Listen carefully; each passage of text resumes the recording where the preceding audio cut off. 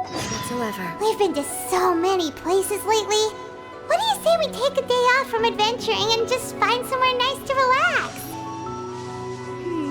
Let Paimon think. Where are some nice places we could go? Oh, why don't we pay Cloud Retainer a visit at Mount Outsong? It's been a while since we last saw that illuminated bird. She's always the one popping up out of nowhere and scaring us half to death. So let's surprise her this time.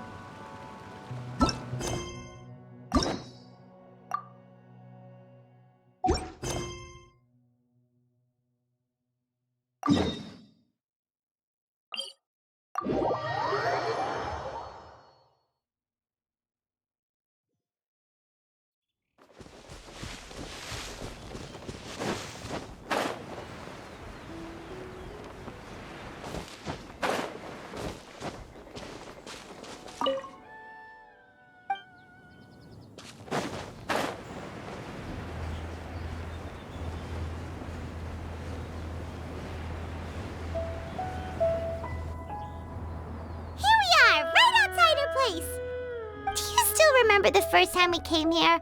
We even brought offerings and everything. And when we told her that Rex Lapis had been assassinated, she immediately threatened to squash Liyue Harbor. Paimon thought she'd be impossible to get along with.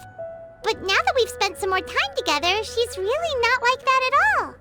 We probably don't need to bring any offerings now that we've gotten to know her pretty well, right? Still, Paimon's got some snacks around here somewhere, so if she really wants something, we could just use that. Huh? Traveler, did something catch your eye? Whoa, what a pretty lady. Is she also here to visit Cloud Retainer? Yeah, you're right. All it takes is one look and you can tell she's someone special.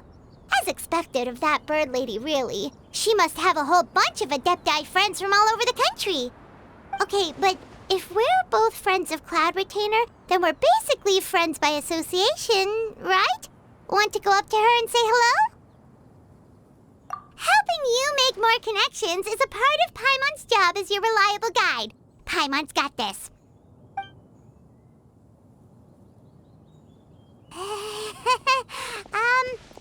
Hello?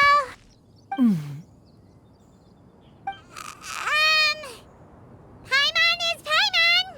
And this is the Traveler.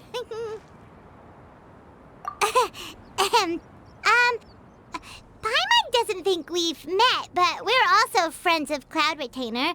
May we have the pleasure of learning your name, Madam Adeptus? You two... What is this tomfoolery? Has the shift in form so clouded your eyes that you no longer recognize one anymore? Wait, you're... Huh? You're the illuminated bird? But you look... human! How did that happen? Oh, donning human form is scarcely any test of one's abilities.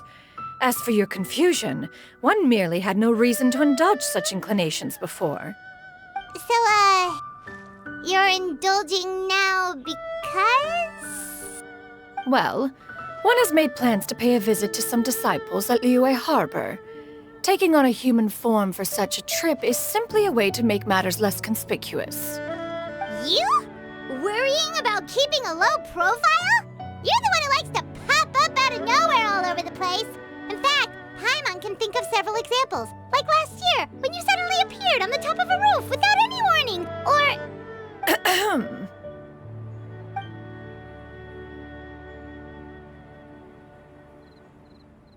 Hey, didn't we agree not to bring that up unless she asked? Oh? So you have taken care to follow the proper rules of etiquette after all. Most commendable.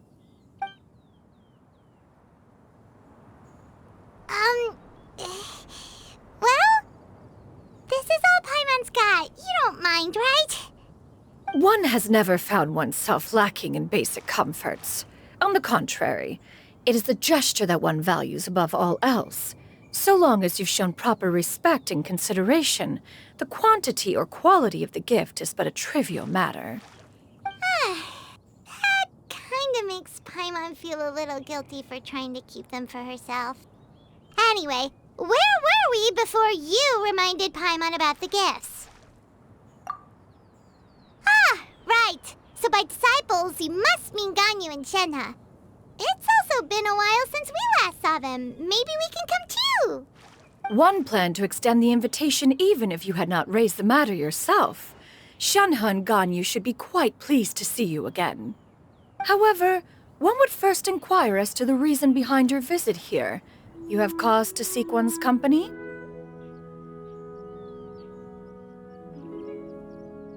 Yeah, we just found ourselves missing you and wanted to see how you were doing. We were hoping you'd tell us one of your stories. Who knew we'd run into your human form while we were at it? Is that so? If there are no urgent matters at hand, then let us make haste for Liyue Harbor. Ganyu is likely still working at Yuehai Pavilion, so that shall be our first stop. Sounds great! Then let's all go to Liyue Harbor!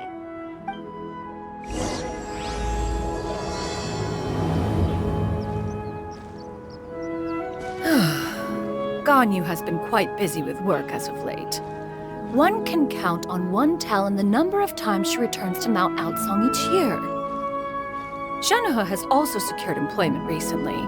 In her correspondence with me, she wrote that she shall have no need to return for the foreseeable future.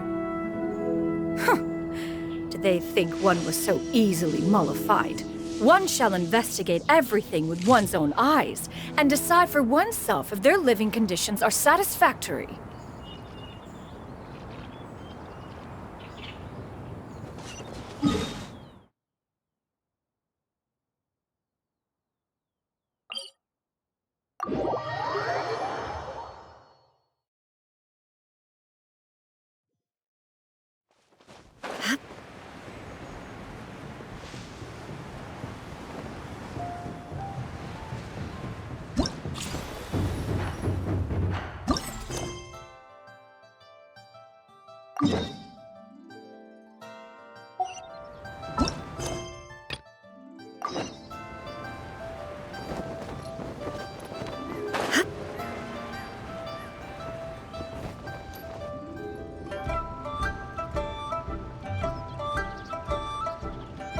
We're almost at Weihai Pavilion!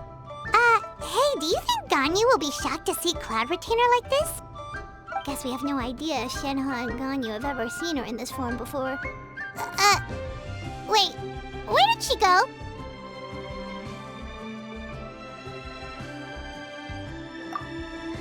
Why are you just standing there, Cloud Retainer? Quietly now. One shall stay here. You two can go and meet with her. But why? Isn't it better if we all go together? If one were to proudly proclaim one's presence, Ganyu would surely profess herself otherwise unoccupied and drop everything to attend to one's visit. One fears that would only result in her staying up all night to make up for lost time. One does not wish to trouble her. Conversing vicariously via you two shall suffice. Do remember to inquire as to her recent well-being. Again, do not mention one's presence here. Fair enough. Makes sense. All right, then. We'll just pass on your regards and... Cloud Retainer? Oh, Oh, busted. Is that lady someone you know, Ms. Ganyu? She is indeed. I'm sorry, Huixin, but could we delay the upcoming meeting for a little bit? I believe my schedule today is quite full. Although, perhaps I could move some work to later in the evening. Oh, not to worry, Ms. Ganyu. I'll make the necessary arrangements right away. Thank you, Huixin.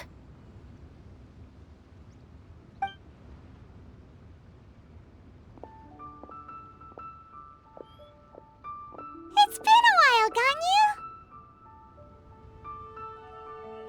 Greetings.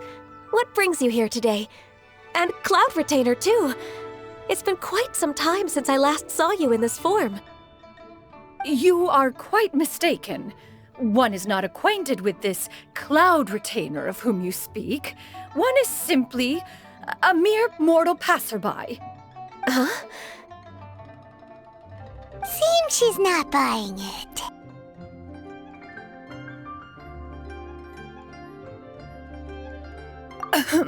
That was but a simple test. One did not expect you to be able to recognize one so easily, especially after so many years of only seeing one's other form.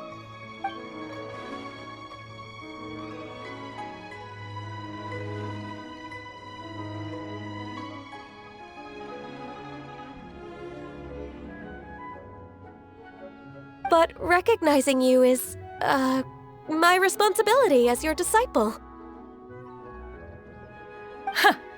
An apt observation. One was simply passing by while attending to some important business. One thought it would only be fitting to pay you a visit while in the area. Wait, Paimon wasn't aware of any important... Cloud Retainer's right! We've still got something super important to do, so we can't stay here for too long today. Oh, is that so? But it's been so long since we last saw each other. One simply desired to see you and had no intention of interrupting your work. A quick conversation should suffice for today. A more involved reunion should wait until you find yourself less occupied. I understand. That should be fine. While one acknowledges the amount of work that you have to deal with every day, one must also remind you to rest. Though Adepti blood flows through your veins, excessive exhaustion will still cause grave harm to your body. It still makes one nostalgic to see you as you are now, respected and independent. When you were young, you oft begged one to cuddle you to sleep when you suffered from nightmares. Cloud Retainer! Stop! If you insist. We are running short on time regardless, so one will refrain from going into each and every story. Why don't you continue your conversation? One shall simply stand by and listen. Wow, you've been to so many new places since the last time we spoke. If you ever need anything, please just come find me at Yuehai Pavilion. Also, forgive me for my presumptuousness, Cloud Retainer, but if you plan to continue appearing in this form, don't you think it'd be helpful to adopt a human name? A human name? You raise a valid point. Considering the sheer extent of one's renown, Cloud Retainer is surely too recognizable as a name. You really think so? Not that you're not famous or anything, but that famous? You presume to know the extent of one's illustrious achievements. One would hardly think such a thing to be possible. Nevertheless, Ganyu's advice cannot be ignored. From this point on, when in public occasions, be sure to refer to one as Xianyun. Xianyun? I assume that's a reference to the full record of Pristine Pavilion. An adeptus of years past would rise with the clouds and rest with the moon. They were enlightened and wise, free and unfettered. The writer referenced Master's name to describe her carefree and spontaneous nature. Oh, that sounds super cool! Paimon feels like only the most powerful of Adepti could rise with the clouds and rest with the moon. Actually, those lines were originally written to describe Cloud Retainer herself. Huh? Wait, so you're really that powerful?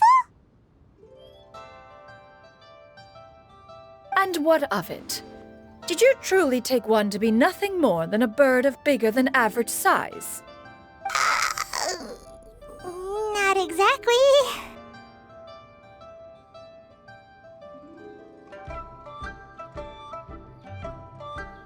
To be fair, Cloud Retainer rarely speaks of her past accomplishments. The tales of her past can only be found in ancient texts. It is said that once, a long, long time ago, there was a severe drought in Liyue. Left with no choice, Many people left their homes, while others spent day and night praying to the Adepti. Although I did not live through such tragedy, simply reading about it is enough to gain a visceral understanding of all the pain and desperation during that time. On top of the drought, a noxious gas also began to spread through the land. If not for Cloud Retainer's efforts, much of Liyue would be nothing more than a barren wasteland today. The books had this to say about what happened.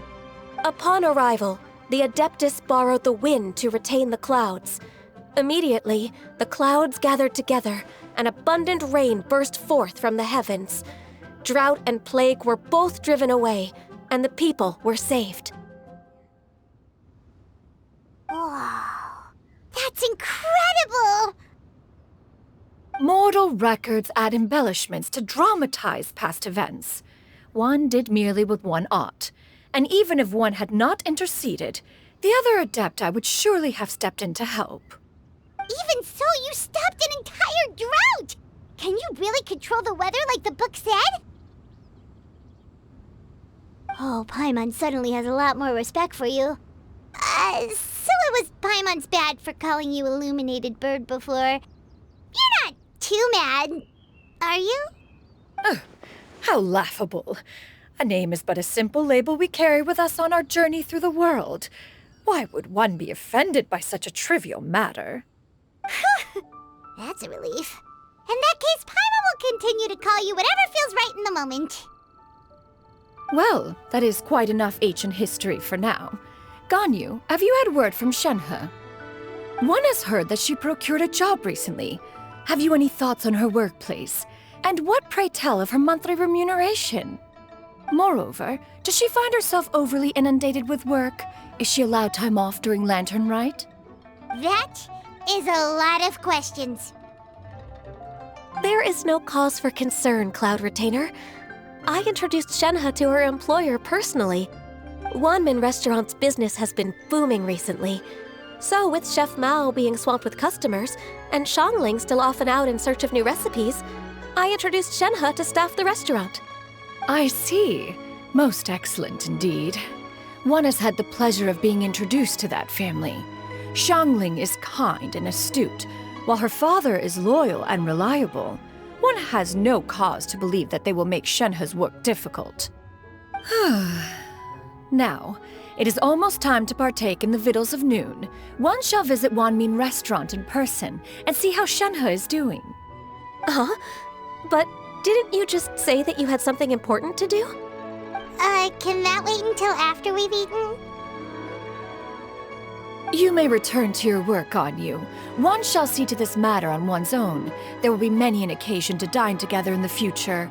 One is certain the opportunity shall present itself most readily. Of course, Cloud Retainer.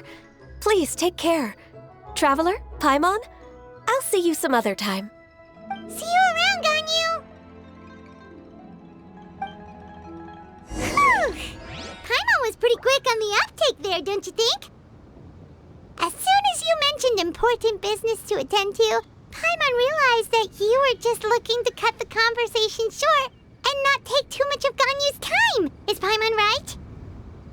No, in fact, it was not an excuse. One is indeed visiting Liyue Harbor for an important purpose. Wait, for real? The moment is not yet upon us. Still, the truth will be revealed to you in time. Huh. She really seems to be playing up the whole mysterious Adeptus thing right now. Is it because we just heard that cool story about her powers?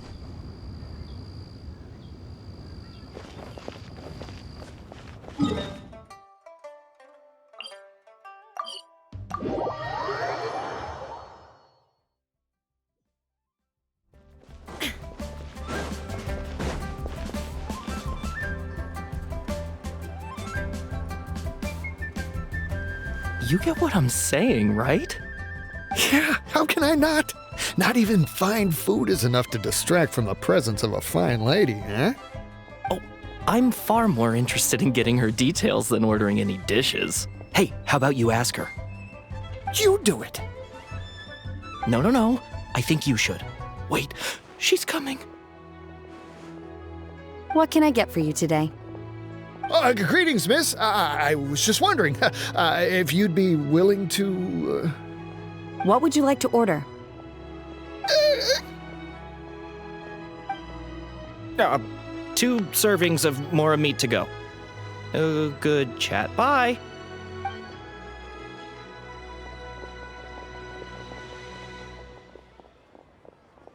Shenhe! Welcome. It's been a while. May I take your order? Don't welcome us as guests and greet us as old friends in the same line. It's weird. Mm-hmm. Oh, and this is? This is Miss Xianyun. Master? Huh? One does not recall ever revealing this form to you before. How were you able to ascertain one's true identity with such ease? I've trained and lived with Master for more than 10 years. I would recognize you no matter what form you take. You... Is something the matter, Master? Hardly. Hardly. One simply learned of your employment from your letter and came to check on your well-being. And check out the great food, too. Indeed. It's almost lunchtime. My apologies. I'm still on the clock and can't talk for very long. Well, if it isn't the Traveler in Paimon. Are you here for Shenhe? The lunch rush isn't in yet, Shenhe. So I've got things covered for now. Go ahead, sit down and enjoy some time with your friends. I'll let you know if things pick up. Thank you, Chef Mao. Woohoo!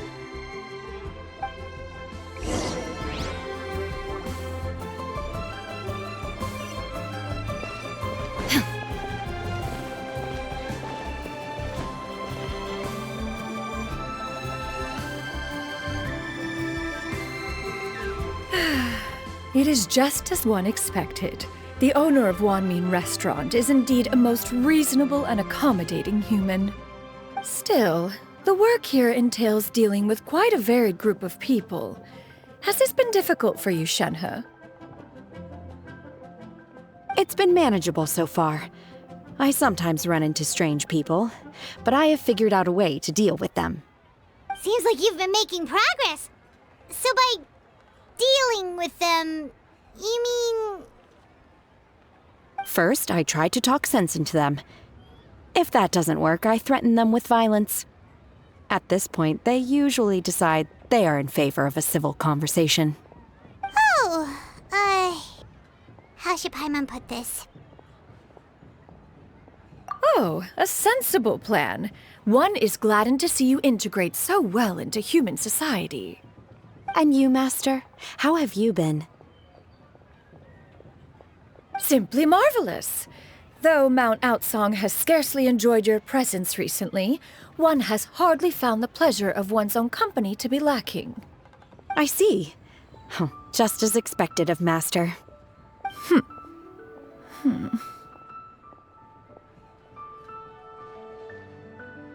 I have missed Master quite a bit too. Even though work has been busy lately, I've already had a conversation with Chef Mao about taking some time off soon to visit Master. Oh, you did? Do make note of such matters in your letters in the future. There's hardly a need to keep one in suspense. Whoa, her mood shot up just like that.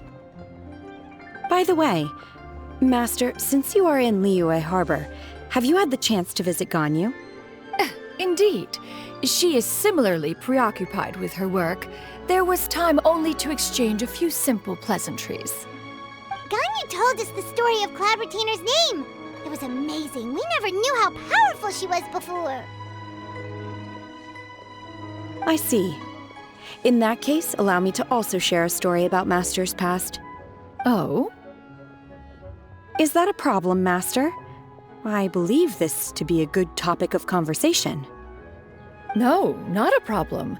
One was simply caught off guard. But no matter, please, proceed. One is most curious to see how much of one's own conversational prowess you possess. Master once participated in a race against Moon Carver. After After Mooncarver lost, he insisted that Master's ability to fly gave her a natural edge in such a contest. In response, Master agreed to forego flying in return for being able to use one of her devices in the race. Mooncarver accepted, only to find Master with a brand new device on the day of the contest. Huh. What kind of device was it? It was a mechanical vehicle made out of iron. What was it called again? Oh, an electro-powered bicycle? Oh, you refer to the bicyclical Thunderflashmobile. One spent 49 days conceptualizing and crafting it. It need only be infused with adeptal energy, and it can cover thousands of miles in one day. Oh, it boggles the mind why Mooncarver ever supposed he might best me in a contest of locomotion. Though he sprinted with all his might, he could barely keep up. Alas, the one flaw of my mechanism lay in its weakness against mountainous terrain. One was thwarted mere seconds from victory, when it was thrown off course and failed to make it across the final stretch. Truly a most unfortunate turn of events. Anyway, do go on, Shenhe. Master, that was the end of that story. Is that so? Huh. With you gone, one has seldom felt the desire to call upon those old fossils for another contest. What is a race without spectators, after all? Have you been lonely, Master? Lonely? Huh.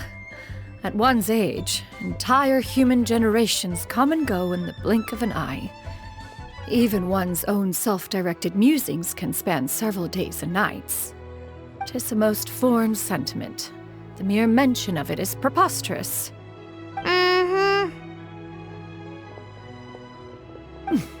What is the reason for that look upon your face? It's nothing. It's just... Well, Paimon gained a lot of respect for you after listening to that story of you summoning the rain and everything. But all it took was a few words out of your mouth and it's like you're back to being that illuminated bird again.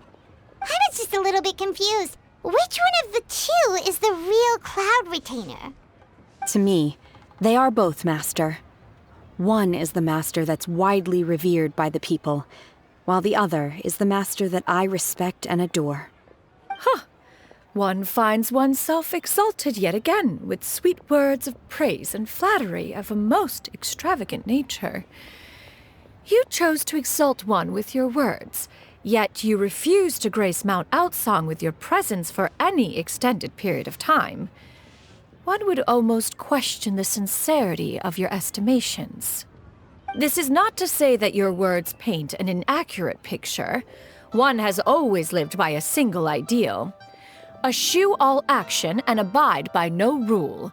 One does as one pleases and speaks as one pleases.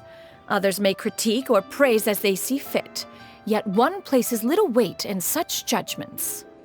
She got like, 2 sentences of flattery from her disciple, and it's as if her ego is about to burst. Do you have any empty tables?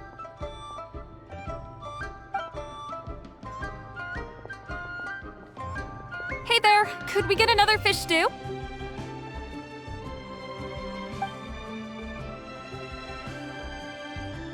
I'm hearing more guests come in. I should get back to work. All right, good luck with the lunchtime rush, Shenhe. I'll try my best.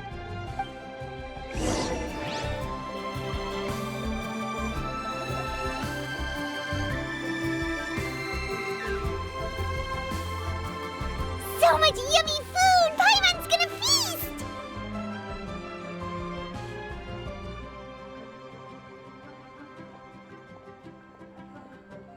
One is fond of all kinds of delicacies and delights in a multitude of flavors. The dishes here demonstrate no shortage of culinary skill. Their unique flavor profile has left one more than satisfied. In fact, one has been struck by quite the fit of inspiration. One has already begun to conceptualize the next generation of supreme cuisine machines. Everything's so tasty! A bit too hot at times, but still super tasty. I'm sorry, miss, but our tables are full. Shall we try somewhere else, Granny? But it smells so delightful. Can we really not eat here? My poor legs can't go on for much longer. Well, you could always check with some of the other guests and see if anyone's happy to share a table. Okay, I'll ask around.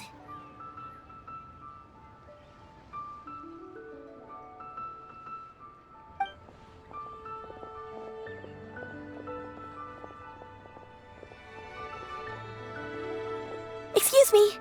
Would you mind letting us share a table with you? There are no empty tables left, so... Ah, well, Paimon doesn't mind. What about you guys?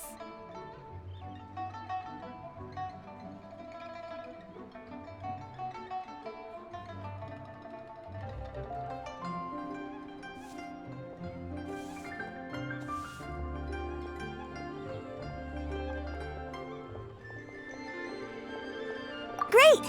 Thanks so much. My name is Xianyun, and this is my granny, Yuendai. Granny? Yep. Is there something wrong with that?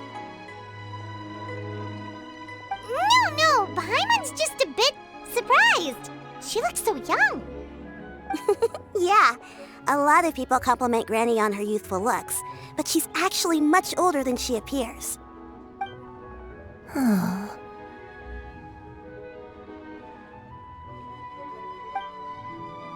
Granny? Why don't you take a seat? Come on, it's not polite to stare. Huh. Have we met before? No. 'Tis a fated meeting, then. Please, take a seat. What would you like to eat, Granny? I can order for you. I want braised earthworms. They always pop up out of the ground after a rainstorm. No, not this again. Granny, there's no braised earthworms on the menu. Braised earthworms? Well, that sounds weird. Do people actually eat that? Right, that's what Paimon was thinking too. Need any help? Help? Oh, do you mean with Granny? Thanks, that's nice of you to offer. Granny has pretty bad dementia, so her memory's getting worse all the time. She's always saying things that sound kinda confusing. Actually, her memory's been bad ever since I was little. But it's gotten so bad lately that I even have to remind her who I am every morning.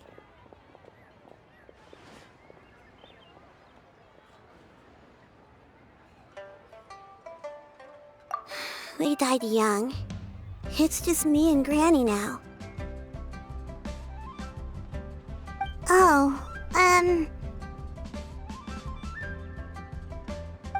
But it's okay. Don't feel bad. Granny loves me a lot, and I love her a lot too. Sure, it's hard at times, but you just gotta make the best of the life you've got. Wow, you're really tough for your age, kid. You're too kind. And me? Oh, what about me? You're tough too, Granny. Plus, you're really gentle, and you're always there for me. Yes, and it's hardly as if I forget everything. I still remember the important things. Wait, what was that really important thing again? Ah, I remember now. It was a dream. I had a dream where everything was dark. Someone was standing in front of me. She told me to come and find her, and that once I'd found her, I would be free. Huh? That sounds super important. But how come you've never told me about it before? It was just a dream, so I forgot about it. But I'm in a good mood now, and somehow I remembered it again. You know, I believe I've had this dream a great many times. But just how many times have I had it? Now that I do not remember. Wait, so you have a reoccurring dream where someone's talking to you? That sounds spooky. Oh, does that mean you're possessed?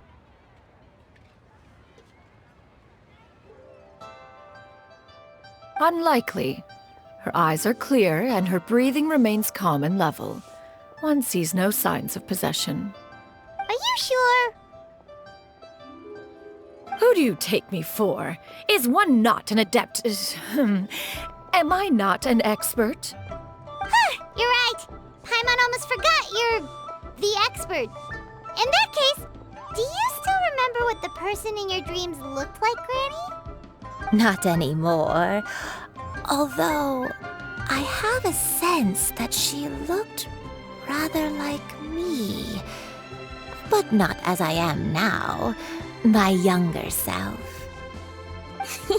A younger version of Granny? This is just getting weirder and weirder. What is going on here? As one said, fate must have brought us together. You may leave this situation to me. Are you sure? So, what are your names? Paimon's Paimon.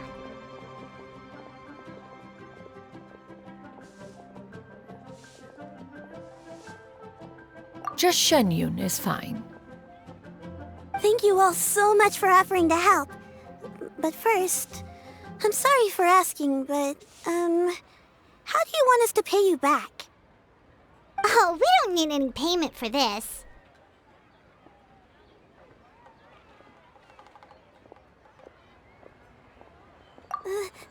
Thank you so much. You're welcome. But Miss Xianyun, what exactly can we do to help out this granny? All we have to go off is that dream. Where do we start? That is elementary. Since her dreams portray her younger self, then we shall retrace the steps of her youth. Once we have revisited those places, her memories will likely return. Sounds like a plan. So, Granny, do you remember which places you went to when you were young? Why, of course I do. The heavens above, the earth below, the wispy clouds, and the emerald mountain streams. Okay, taking that as a no. I might have an idea. Once, when I was really little, my dad told me that Granny used to be a martial artist heroine who saved loads of people from a disaster.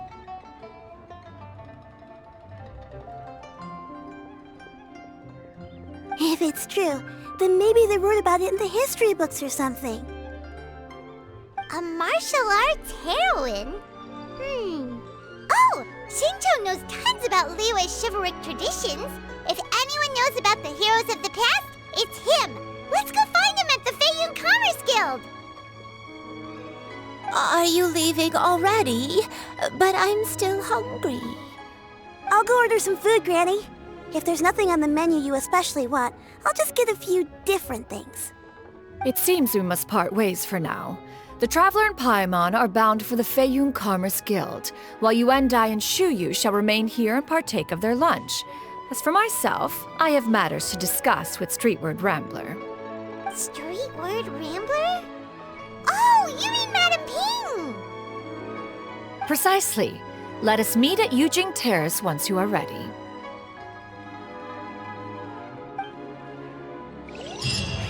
Always wanted to try this place. This food is unbelievable. Eat to your heart's content. Today is my Really good. Where are you going, Granny? Don't you like the food? Fresh milk. I need to buy you some fresh milk. Milk? Why? You need to drink milk before eating, or the spicy food will make you cry. Hush, little one. Don't cry. Granny, you're forgetting things again. I'm not a little baby anymore. I can eat spicy food now. Even the super spicy dishes, like their fish stew. I can eat 2 whole bowls, no problem. Wonderful. How wonderful. My darling granddaughter is all grown up.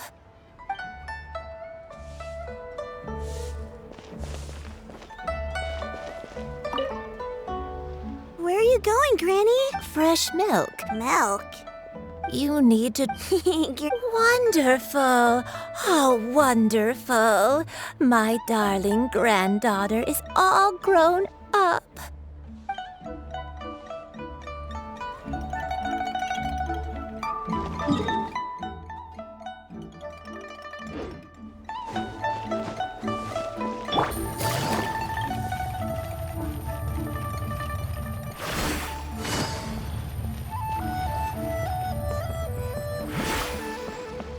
Take it easy.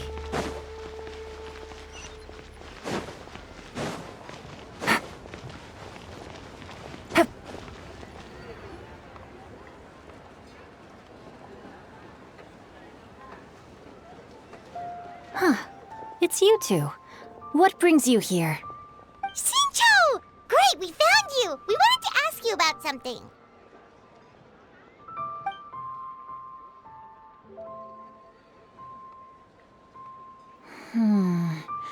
That's not a whole lot of information to go off of. I don't know if I can say for sure.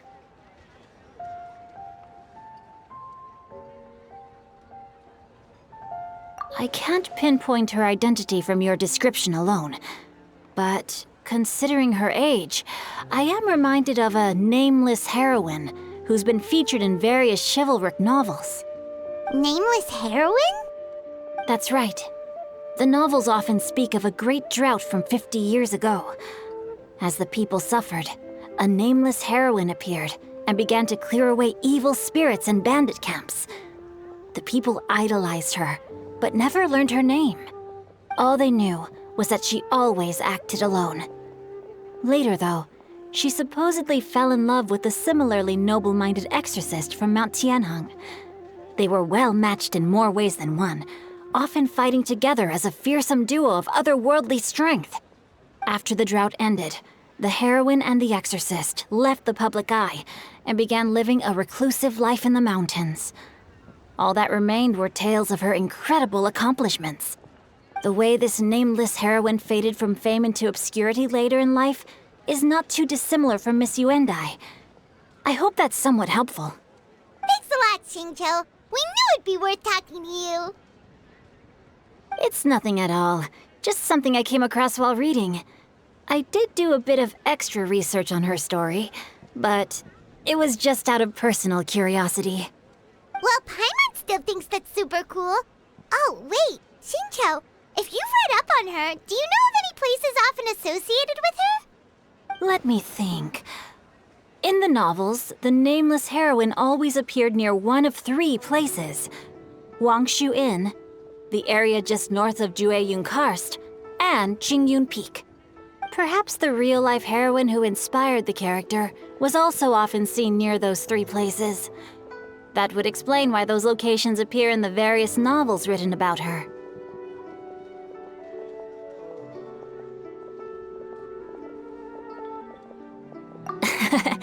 You're welcome. To be honest, I found some parts of the story confusing when I first came across it. If Miss Yuendai was indeed the original inspiration for the character, she may just be able to help me put the pieces together. It's rare for a chivalric hero to fade into obscurity during their lifetime, even after retiring from the public eye. But no one ever saw or heard from the nameless heroine again. There were even rumors that she became extremely ill. I've never understood why someone would go to such lengths to erase themselves from public memory. It's almost as if she was trying to hide from something. There's probably far more to the story than what's been written. We'll be sure to tell you if we manage to uncover the truth. That's a deal. Perhaps, behind the truth of it all, there lies a story more fantastical than any work of fiction. Paimon feels like we just learned so much from Xingqiu. A drought, a nameless heroine, a life of seclusion. Wait, why does the story sound super familiar? Oh, right! There's a drought in this story, too! Xingqiu, are droughts super common in Liyue or something? Well, they used to be. But people have long since developed methods to prevent them, like by cultivating the soil or digging canals. So while droughts do happen from time to time, they are rarely regarded as true disasters. The drought 50 years ago is probably one of the worst we've had in the last several centuries. The crops withered, the streams ran dry, and the monsters in the mountains became rabid and agitated. Countless caravans were attacked, and people who lost their homes came together to form bandit groups. What started as a natural disaster soon became a human tragedy as well. That sounds awful. Yeah, and that's exactly why the nameless heroine was so beloved. She must have been someone of true integrity to do so much for the people while asking nothing in return. Still, as terrible as that drought was, it was nothing compared to the truly calamitous disasters that befell this land in ancient times. They say that back in those days, disasters were both more severe and more common. Only the strongest of Adepti could hope to dispel the ruin and devastation. Do you have any other questions? We're good for now. We're just going to head back and meet up with Miss Xianyun and the others again. Paimon hopes that Granny Yuendai will be able to remember more of her past. She used to be a great hero who saved many people. So sad that she can't recall any of it. Anyway, we'll be off now. See you some other time, Xingqiu. Thank you so much for your help. It's no problem at all. Safe travels.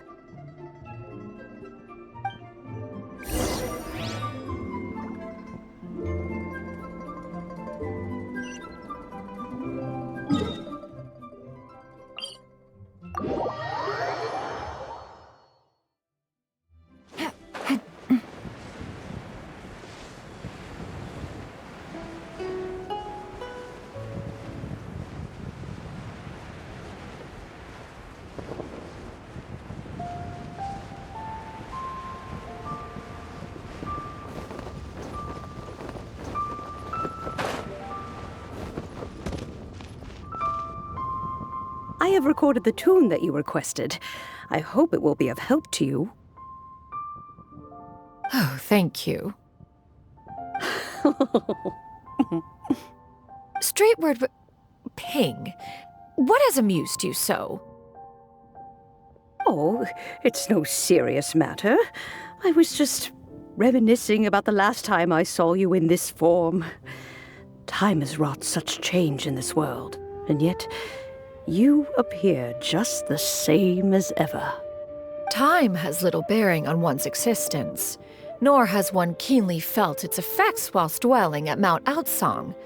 Nevertheless, Ping, one would like to seek your counsel on a personal matter. Oh, why so formal all of a sudden? I must say, you're making me a little nervous. What is it? Well, the inquiry is as such. Approximately how much more would one need to afford a comfortable life in the harbor, not unlike the one that you yourself lead? It does not require as much as you may think. Still, do you mean that... Cloud Retainer, Madam Ping! What are you two talking about? Nothing save for some trivial matters. Have you unearthed any useful details? Xingqiu has a theory, but let's save it for when Chuyu and Miss Yuendai have joined up with us again.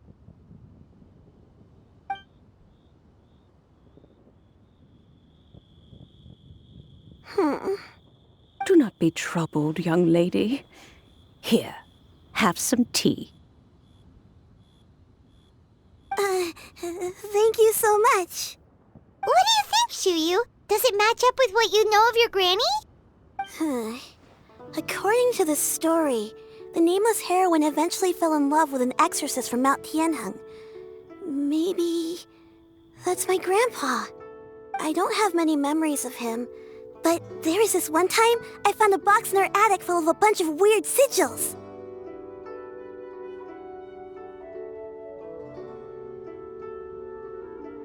I think so too. Granny might remember something once she's returned to a familiar place. What marvelous tea. I can taste the dew's sweetness in this cup. It's as if I was taking a stroll in the mountains, thoroughly one with nature and at peace.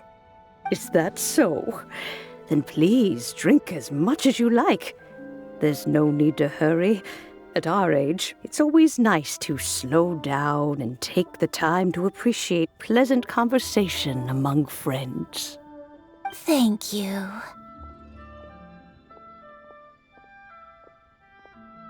Okay, since we have the time, can I ask you something? Sure thing. What would you like to know? I have a secret I want to tell you. Let's go talk over there.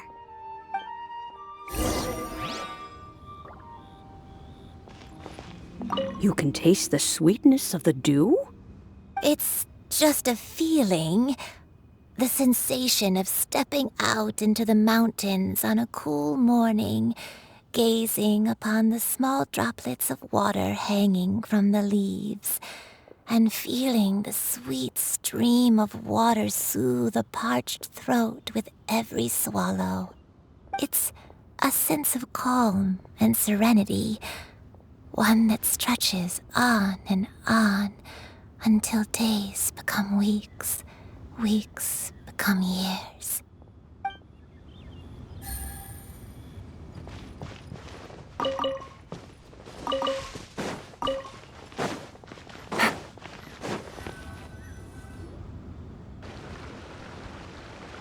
What's wrong, Xianyun? Well, I've been kind of meaning to ask ever since we started talking in the restaurant, but are you guys all adepti in disguise? Oh! How about that? Well, you guys just seem super special. Plus, I think I might have heard Miss Xianyun call herself an adeptus. Oh, must have been a slip of the tongue. Xianyun, since you were the one who, misspoke, maybe you can explain to Xiyu here what you really meant by that. One is indeed an adeptus. Is that of some concern to you? Huh? I knew it.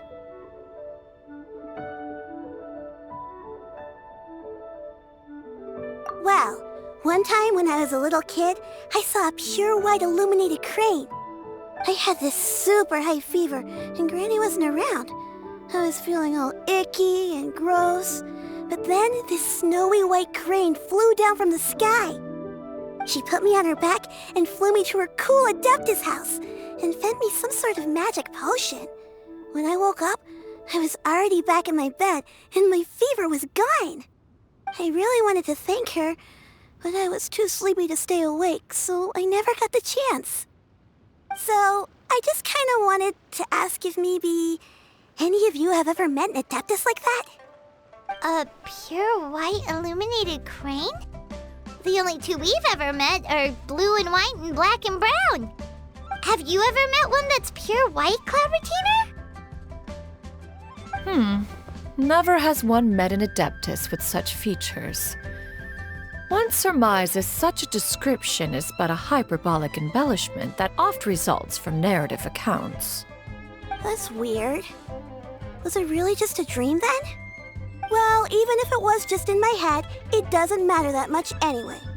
All I really want is to help Granny recover her memories. I'm really grateful for all your help. Leave it to us! Now that we know the 3 locations, we just need to visit them one by one. Let's go to Wangshu Inn first. Okay, I'll go get Granny.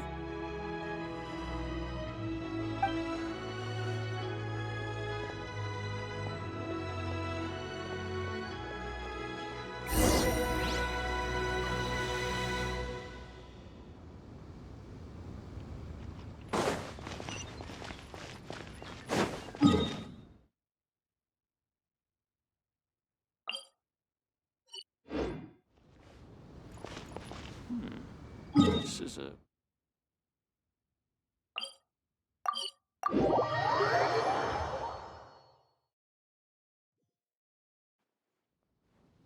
Wangshu Inn. Wangshu Inn. Do you remember this place, Granny? Yes. The fish here is very delicious. And if you look out into the distance, you can always spot a bird that's been left behind by its flock. I believe I used to have a room here. It had a window. Yes, I spent a lot of time looking out that window. Which room was it again? Let me look. I'll come with.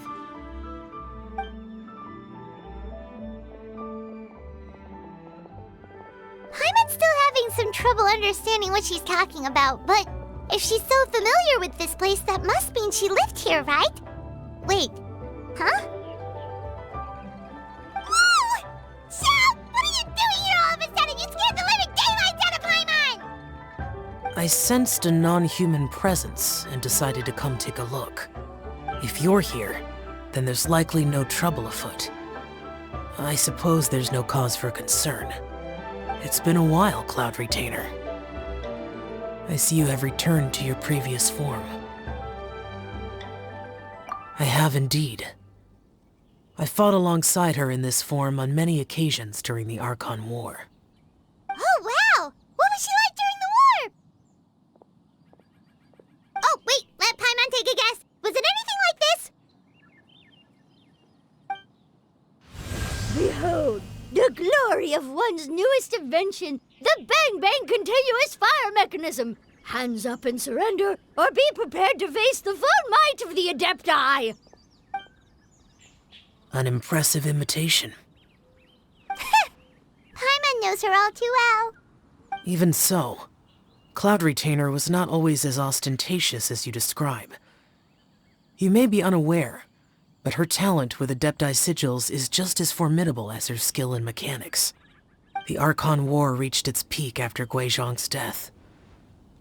The Cloud Retainer who fought beside me in those devastating battles was taciturn and solemn, only speaking when she had to activate her sigils. A Cloud Retainer who barely talks? Paimon can't picture it. But what happened after that? If you were so powerful in your human form, why did you decide to take up your bird form again? Once one had bid farewell to the world of mortals, what use would one still have for such a shape? When dwelling between mountain and forest, away from the struggles and troubles of the mortal world, a mortal form is hardly the most fitting of choices. After the war, Cloud Retainer retired to Mount Outsong, only revealing herself to the occasional visitor, and always in her avian form. Although I do believe there was an occasion some 30-odd years ago when she decided to don her human form. I believe it was for the purpose of... One believes there is little need to relive bygone matters. Granny, are you okay? Back then, at this place, Perhaps this conversation should end here. I shall take my leave now. Should you encounter any trouble, you need only call my name. However, given that you are traveling with Cloud Retainer, I trust you are in good hands. Everyone! I think Granny is finally beginning to remember her past. Slowly now, calm your mind and recount what has been recalled. A long time ago, I stayed here to recuperate from my illness. Huh. So what Shinjo said was true! You did fall ill! Was that why you went into hiding? I don't remember. I'm very sorry, but I can't even remember the name of my illness. The only thing I can remember is that it took a great toll on me, and there was no cure for it. I was confined to my room in Wangshu Inn, where I spent many days unconscious. I'd come to every once in a while and stare at the migrating birds outside the window. It was a solemn sight. I remember crying, but I'm not even sure I knew why. One day, I met a traveling merchant. Upon hearing of my illness, he sold me a bottle of soul-revitalizing tea pills. He told me that the pills were concocted using Adepti blood and could be used to alleviate my symptoms. Sure enough, I made a full recovery. My illness remained dormant for several decades after that.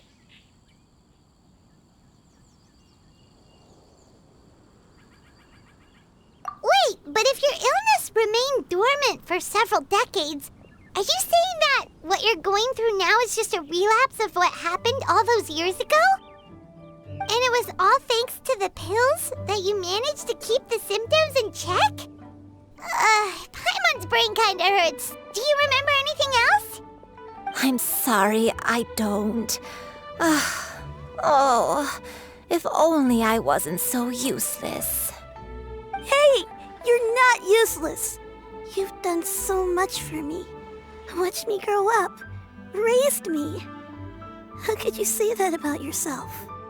Oh, fret not, dear child. Granny was just a bit frustrated. That's all. The recovery of a person's memories is a gradual process. Finding pieces of one's past is always superior to not finding anything at all. Let us make haste to the next location. Next location. Oh, why don't we go to the area north of Xianyun next? There isn't really a landmark there, so where should we start? Oh, Paimon's got it. Let's check out the houses in the area first. After all, if she was there for any length of time, then she would have stayed somewhere, right? Oh, Paimon's really got her thinking cap on today. At this rate, we'll recover all of Granny Wendai's memories in no time.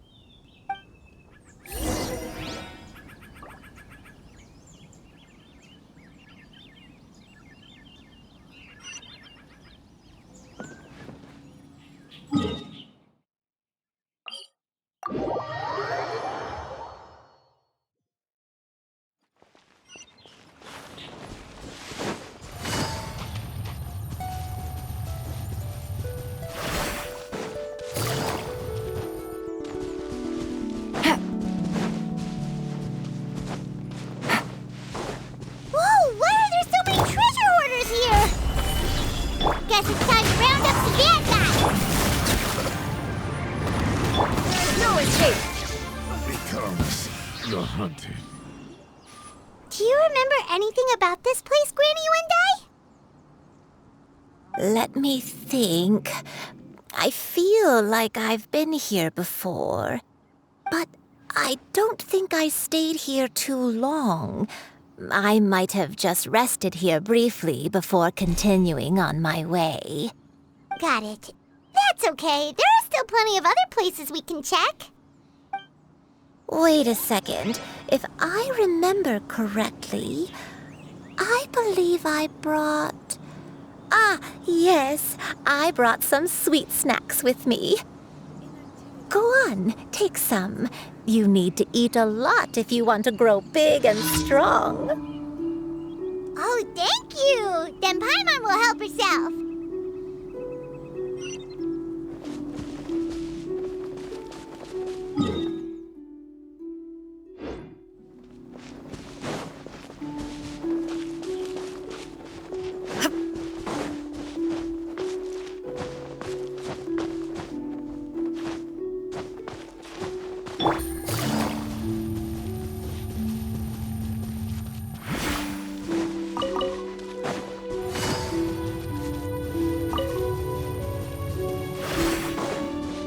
Take it easy.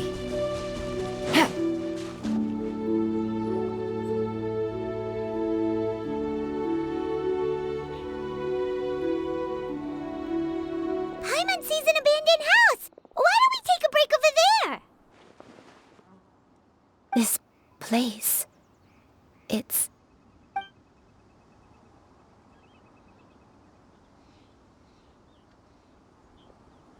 Did you remember something, Granny? I remember. Xianyun, this is where your father was born. It was a moonless night. I had been injured, So your grandpa was supporting me. We fled together with some being in the fog behind us in hot pursuit. I had exhausted my strength when the labor pains came on, so we took refuge in this house. Your grandpa set up a barrier outside, but neither of us knew if it could hold the monsters back. I remember that night. I remember falling to my knees, reciting a prayer over and over. I alone am the source of this sin. Punish me as you wish for forsaking my oath, but spare my innocent child. Sin? Oath? Did you do something wrong? I don't know. I don't remember. I only remember praying in the darkness with all my strength until the sun finally rose again and the fog cleared out. Eventually, the house was filled with the sound of my baby's first cries. That baby was your father. I remember I clutched him tight to my chest and wept tears of joy.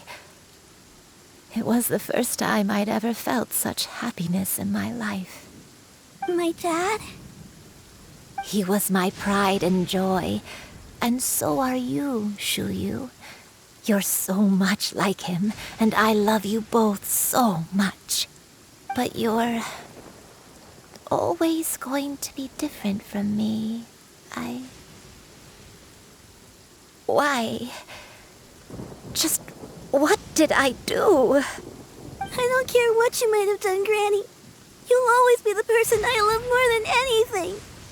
You're too sweet, Xianyun. I'm lucky to have you with me.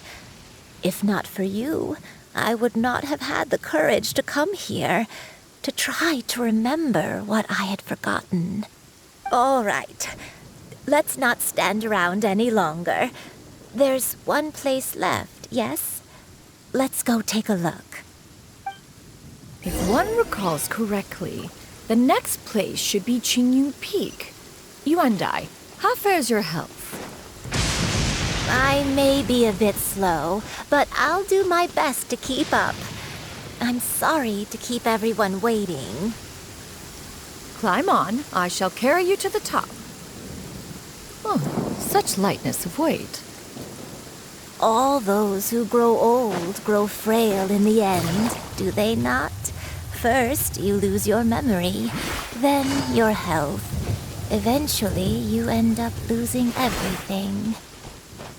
My only wish is to depart this world with a lucid mind, to free myself of this torment and the burden it places upon others. Fret not. You have my aid in this endeavor.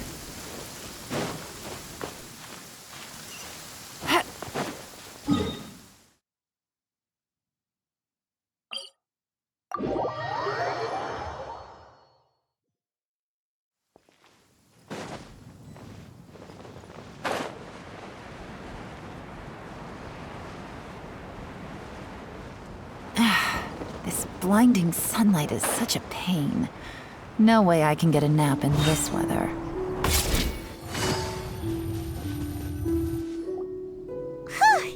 We're finally here. Does this place feel familiar to you, Granny Yuandai? Let me see.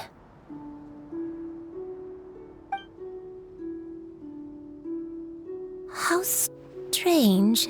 Have I lived here before?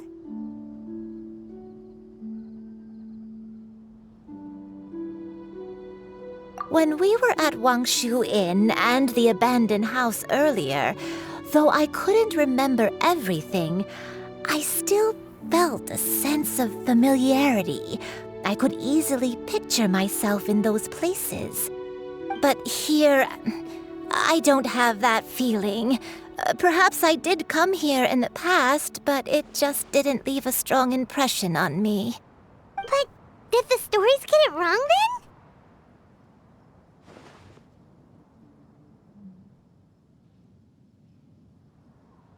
Yeah, that's true.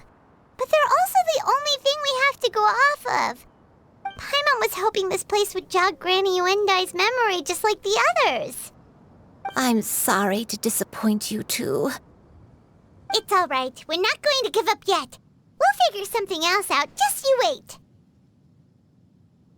Thank you. If only I could remember. Huh? That way. What's that mountain? Oh, let Paimon look! Huh? Isn't that Mount Outsong? Looks like we've come full circle. Mount Outsong. Mount Outsong. Granny, are you okay? Don't push yourself, Granny. It's okay if you can't remember. You shouldn't do something that makes you sad. Mount Outsong, What am I really? Mount Outsong holds some familiarity to you? It does, but I can't go back. Are you feeling unwell? My head, it feels all heavy and dizzy. What is wrong with me? Cloud, Miss Xianyun, is there anything you can do? Let us go to Mount Outsong. But... Fret not, all will be well. You and I, you have already given more than enough to the pursuit of this endeavor. You may leave the rest to me. I've prepared something that can aid you in suppressing the fear in your heart and restoring your lost memories. It currently resides at Mount Outsong. Wait, really? When did you do that? I never leave anything to chance. All will reveal itself when we arrive.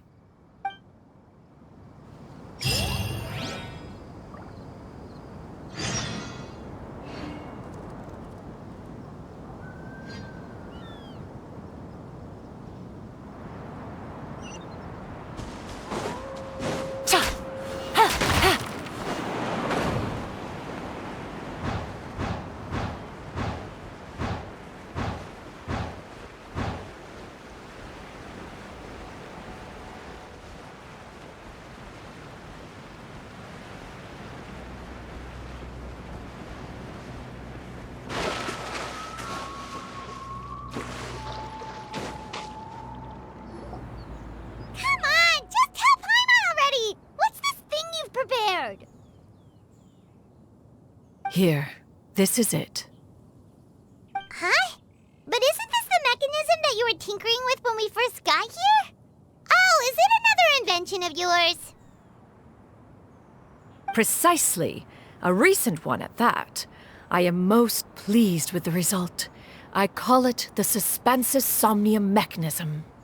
It periodically releases a soft breeze, which when paired with a gentle adeptal tune, can help the listener subconsciously relax and even enter a semi-hypnotic state. Soothing agitation and anxiety, relieving exhaustion and insomnia, its potential uses are numerous indeed. And of course, it can also aid in the recovery of lost memories. Whoa, what a cool gadget! But if you had it all along, why did you keep it to yourself until just now? We could have come to Mount Outsong right off the bat and saved Paimon a lot of floating. How preposterous.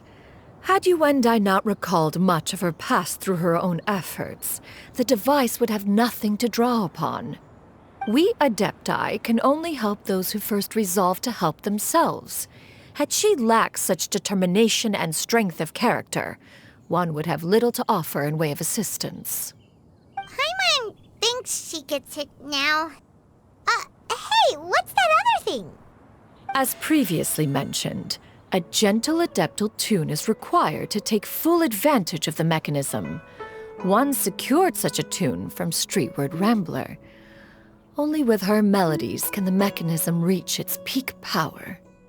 Whoa, Paimon can feel what you mean. Paimon's body feels light as a feather. It's as if she's lying down on a warm patch of grass after a super satisfying meal. And you Yuendai, is the mechanism helping you to relax? It appears she has already succumbed to the depths of reverie. Come, join one on this side. We shall give her some time to herself.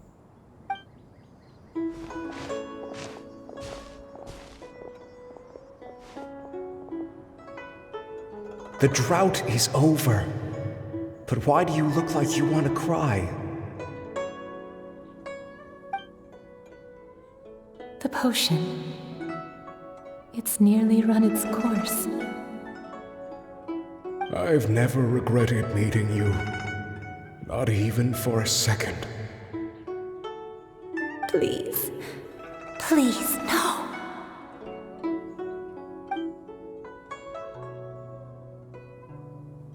Have you forgotten? This is the world you left behind. One of gentle breeze and morning dew, perfectly straddled betwixt the realms of heaven and earth. This is your home. This is where you belong. You should have never left. The you of the past, the me from not that long ago.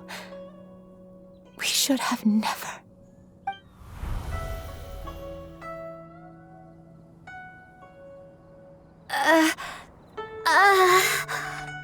So that is the truth. No wonder this place is so familiar. Granny! Granny, are you okay? Cloud Retainer. Your memories have returned? Wait, did you just call her by her full name? Does that mean you already knew each other? Yes. I now remember everything. Everything. Granny, please don't cry. I'm here. I'm here. Oh, don't worry, my dear child. Granny is fine. I'm so sorry, everyone. You've gone to so much trouble on my behalf. It's all come back to me now.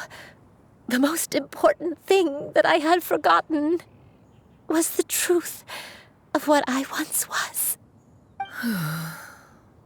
One can sense the guilt that now plagues your conscience.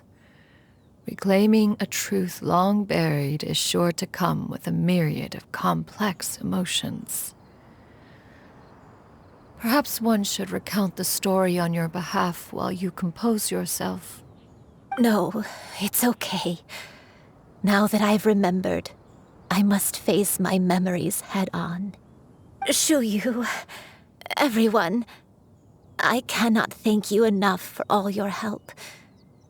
I'm ready to tell you my story, if you're willing to listen. Please, Granny, don't force yourself. What happened in the past doesn't matter. I love you more than anything. Nothing you say can change that. I know, dear child. My feelings for you are exactly the same. It is for this reason that you deserve to know the truth. Some time ago, I made a terrible mistake. One for which I could never atone. Is this the sin that you mentioned in Xianyun Karst? What happened? I am, in truth, not a human being. My real form, one that I held for centuries, was that of a wild crane.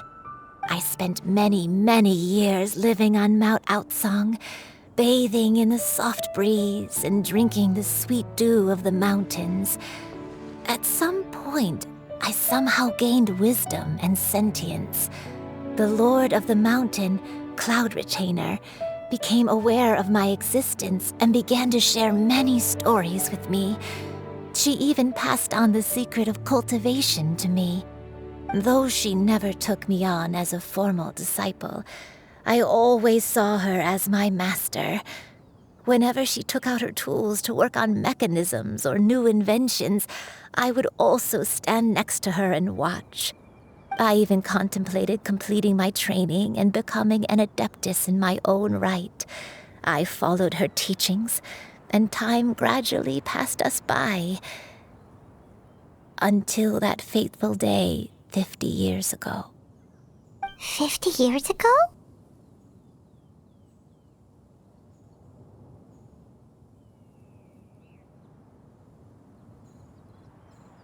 That's right. Master regaled me with many stories of her past deeds. From them, I learned how she had saved people from a similar crisis in the past. She was the one I looked up to the most. More than anything, I dreamt of becoming an adeptus like her. I wanted to travel the land like she had, relieving suffering wherever I went. But I was still far from being a real adeptus. I possessed no ability to take on human form and fit in with the crowd. Once she learned of my desires, Master prepared a special dose of human mimicry potion for me. She warned me that the potion's effects would only last 10 years, and if I were to fail to return to my original form at the end of that time, I would forever forget my past as a crane and become something neither human, beast, nor adeptus. Oh no. So that was the source of your dementia all along.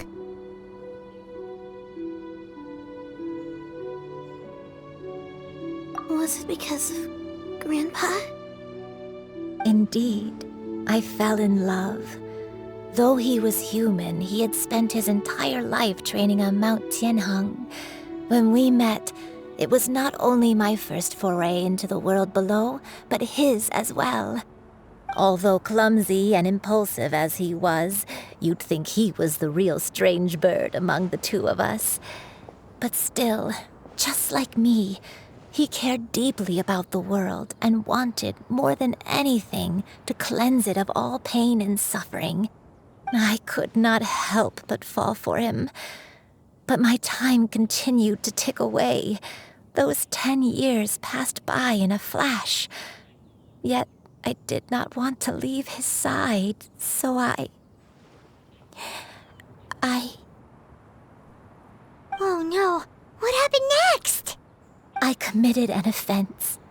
I wanted to stay with him, even if it meant living a life full of pain and suffering, even if it meant that I would eventually turn into a monstrosity. I knew I had betrayed Master's hopes, but I was too ashamed to face her. So I wrote her a long letter instead and asked someone to leave it outside her abode. I was convinced that she would not support my decision, and I lacked the courage to speak to her face to face. In my shame, I fled and tried to hide from the world, such that no one would be able to find me again.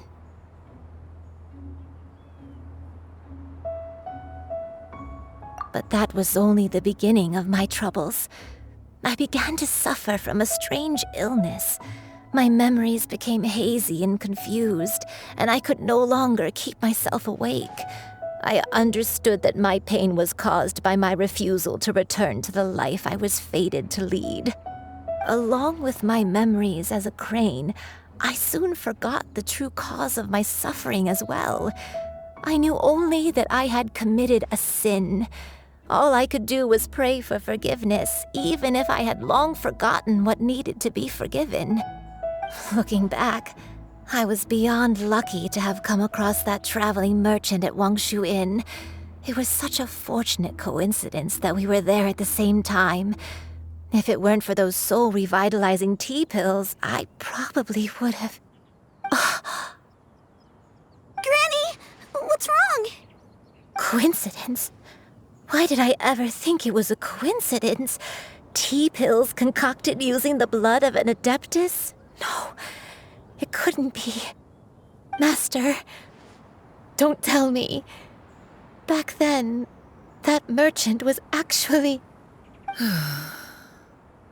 Human custom would dictate the conferral of gifts to be in order when one's progeny is wedded, would it not? Consider the pills a symbol of one's best wishes. So when I tried to conceal my name and mistakes from the world and hide myself away in perpetuity, the only person I managed to deceive was myself. You knew where I was all along. One still remembers when you were but a fledgling.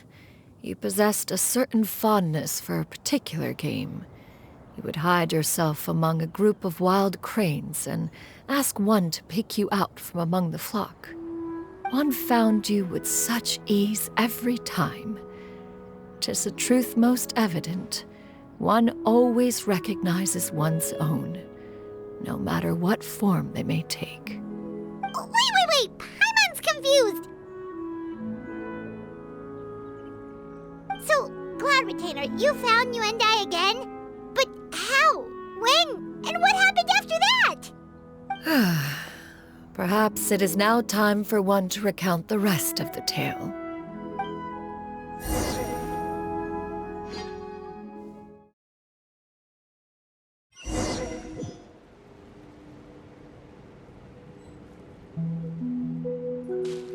One was furious upon receiving your letter. Seized with anger, one set out to bring you to your senses.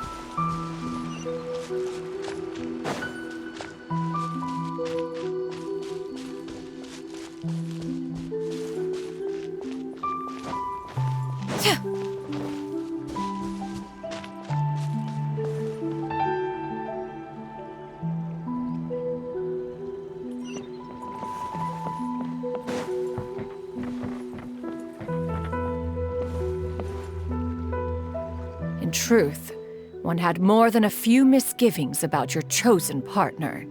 As an exorcist, his talent was lacking. One could hardly say his skill with sigils was any better. But soon, one came to appreciate the devotion he bestowed upon you during your illness. He never uttered a complaint and rarely left your side. Unwilling to begrudge someone of such character, one decided to overlook his aforementioned deficiencies, glaring though they may have been.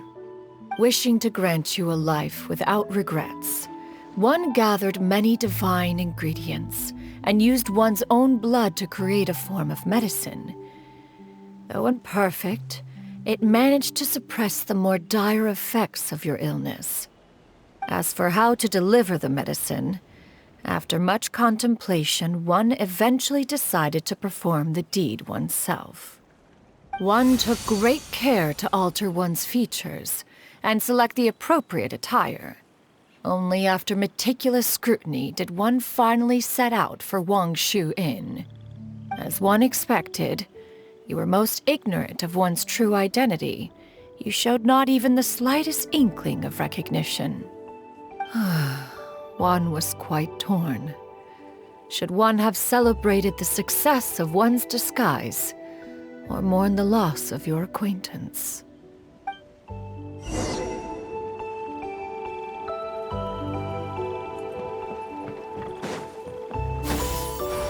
Scatter!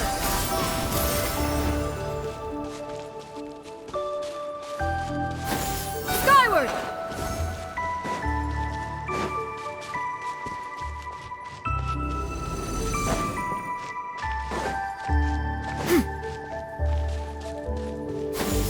Nevertheless, one would speak to you about another matter, if you are amenable. Even considering your loss of memory, one was simply flabbergasted that you could so easily forget the consequences of consuming medicine infused with Adepto blood.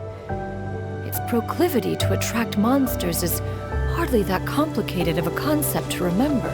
To think that you tried to travel while weak from sickness and heavy with child. Had one not intervened to clear the fog, all of you would have been lost during the night.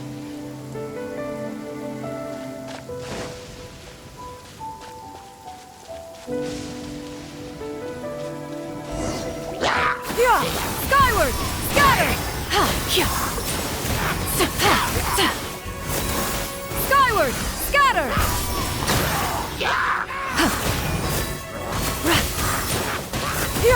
Scatter!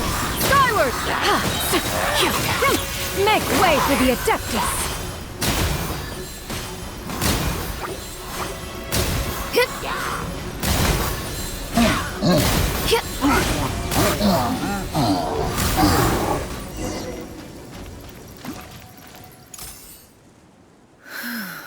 Those monsters would hardly have pursued you with such ferocity without sufficient incentive. They were likely incited by the presence of godly remains. Said godly remains, in turn, were likely drawn to the trace of one scent on your body.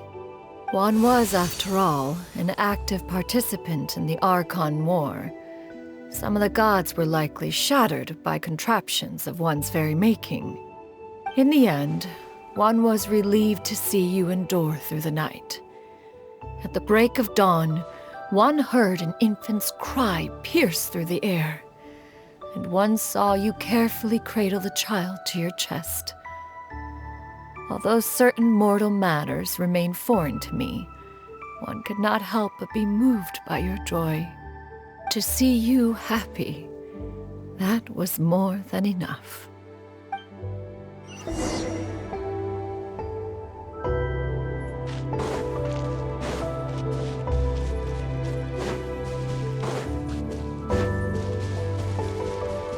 Now you should have a complete understanding of the events. Wait! But if that's true, then the crane who took care of me when I was sick must also be... Ah, one had almost neglected to recount the absurdities of that tale.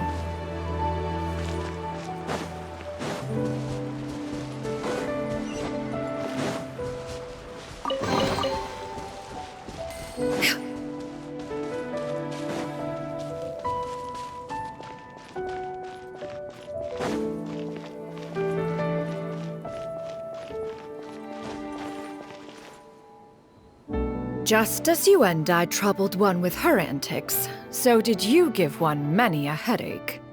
Upon finding you burning with fever, one made plans to bring you back to one's abode for treatment. However, upon seeing one's form, you began to cry, refusing to get on one's back. When one asked you why, apparently you believed that one could not possibly be a true Adeptus, because all illuminated cranes are white from tip to toe. One had no choice but to apply powder to one's body to conceal the variegated nature of one's appearance. You became more than amenable enough when one stood before you devoid of any other coloring.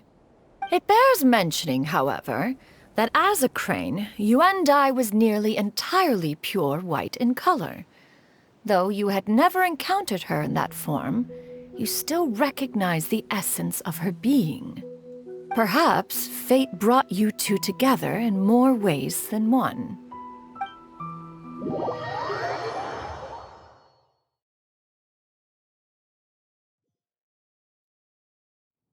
Now all has been revealed. One owes you an apology, you and I. One recognized you upon your very entrance into Wanmin Restaurant.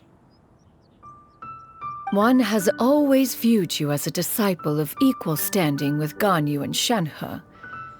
Indeed, one wished to bring your story to a satisfactory end with this visit to Liyue Harbor. Still, one could not reveal your identity right away. Had one simply informed you of all you had lost, all those cherished memories would merely have become the fictionalized account of another. Memories are most meaningful when recalled by those who lived through them. Would you not agree? Even if the process was painful and arduous to experience. Have you any further inquiries? Master, I must ask. If you found me all those years ago, why did you leave me be, even though you knew about my mistake? Why did you not bring me back to Mount Outsong by force? One has never regarded your action as a mistake. It was a simple choice, nothing more. When it is time for one's progeny to leave the nest, it is the responsibility of an elder to let them fly free. Yet, when your wings grow weary and the night grows dark, Just know that you always have a place to which to return. 'Tis a refuge referred to by many a name in mortal writing. Home, nest, haven. Whatever its denomination may be, its essence remains quite unchanged. One speaks, of course, of a place not unlike one's own abode. One's disciples are free to come and go as they wish, yet the door remains forever open to those who wish to return. One rather hopes you count yourself among them. Thank you. Thank you so much. You and I. One expects you too have sensed the rapid deterioration of your condition as of late, have you not? 40 years ago, you chose a path without a future. Though one used one's own blood to provide you with a few decades of extra time, it merely delayed the inevitable. One may have extended the path, yet one was unable to alter its final destination. Even the power of an Adeptus has its limits. Had your condition continued to deteriorate, you would have forgotten your life as a human entirely. In the end, you would have turned into a creature lacking in the ability to even comprehend its own monstrousness. Fortunately, you were able to avoid that scenario by reclaiming your memories. Though one sped the process along by providing some guidance, the result is entirely a reflection of your own effort. So, what's gonna happen to Granny? One will help her reclaim her original form as a wild crane. If it be fated, she may recover her sentience one day. She's gotta go back to being a regular crane, huh? Master, you've already done more than enough for me. I don't know how I could possibly repay your kindness. This is a better result than I could have ever hoped for. How much time do I have left? Not long. The transformation is imminent. Granny? Please don't leave, okay? You're all I have left. Please.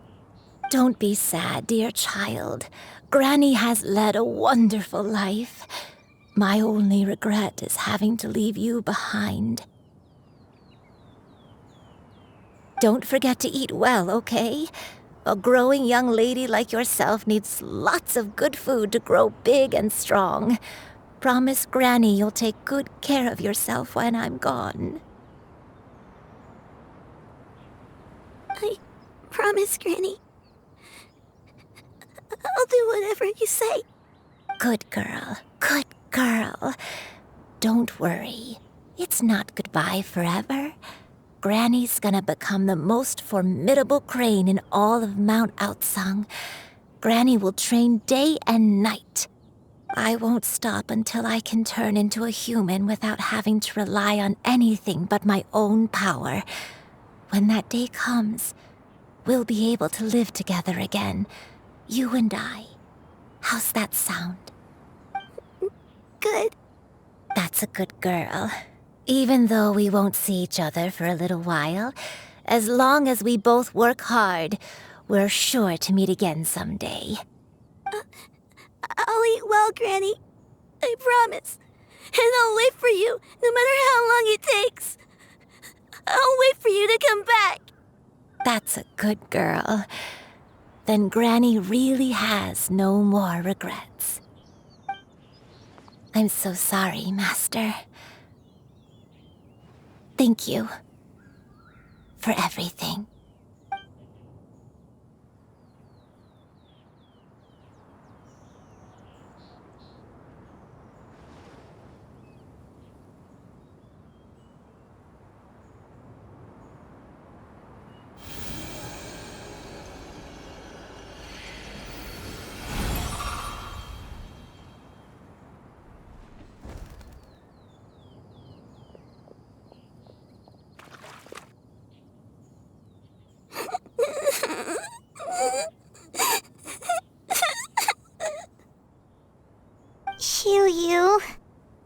Let her be.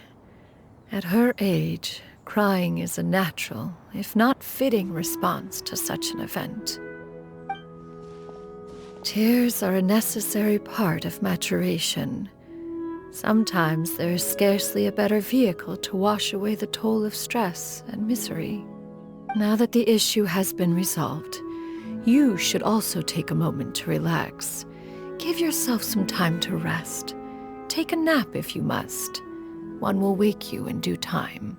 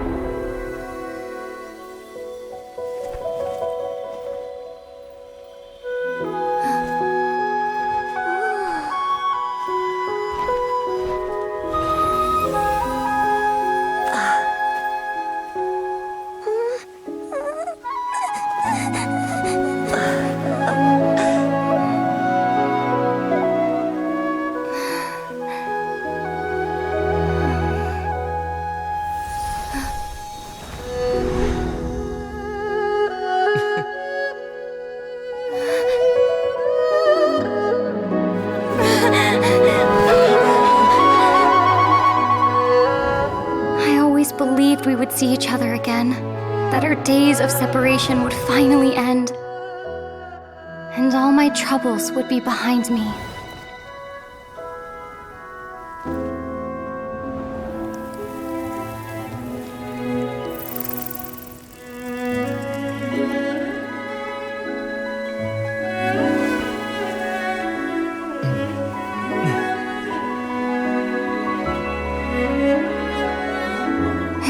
Things could stay this way forever.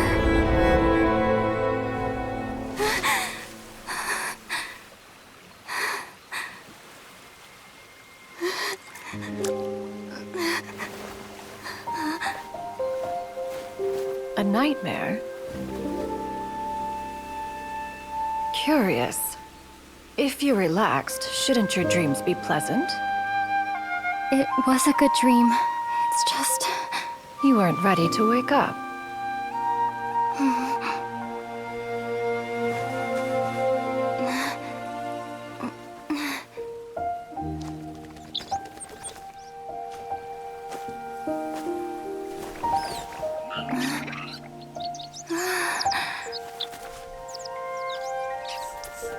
Eloquent as one may be, words of comfort are not one's strong suit. You are doing all you can. One can see your strength of will, your fearlessness in the face of danger. And so, whatever your dream may be, one believes that you shall achieve it. Of course, whenever the perils you face overwhelm you, or you become weary, one is always here for you. After all, as an elder, it is only right to look out for the young ones.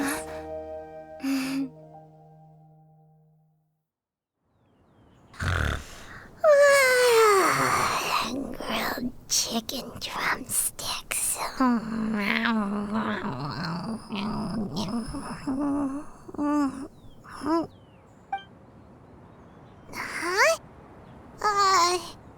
Was Paimon sleeping just now?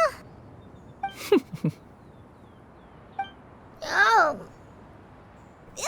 Paimon wasn't talking to you. Paimon had a dream about eating grilled chicken drumsticks, that's all.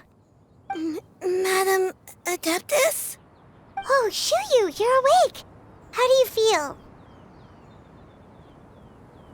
I feel a little better. Thanks. I know I'll see Granny again someday, so I don't feel so sad anymore. Madam Adeptus, could I ask you something? Would you take me in as a disciple? Oh, and have you reasons for this sudden interest? I know Granny thought what she did back then was wrong. She felt really bad about it. But without that mistake, I would have never been born. Even though Granny lost her memories, she never forgot to show me how much she loved me. So, I thought maybe one day I could become a cool Adeptus like you and help a whole bunch of people, just like Granny wanted to do. Upon some reflection, one supposes you are no mere mortal. The fact that Yuendai's blood flows through your veins is proof enough of that. If this is what you desire, one shall make it so. Thank you so much, Madam Adeptus. No, I mean, Master. Xianyun, are you sure about this? Paimon's gonna let you in on a little secret. We've seen Cloud Retainer's 2 other disciples, and they pretty much eat nothing but bitter herbs like Xianyun and violet grass.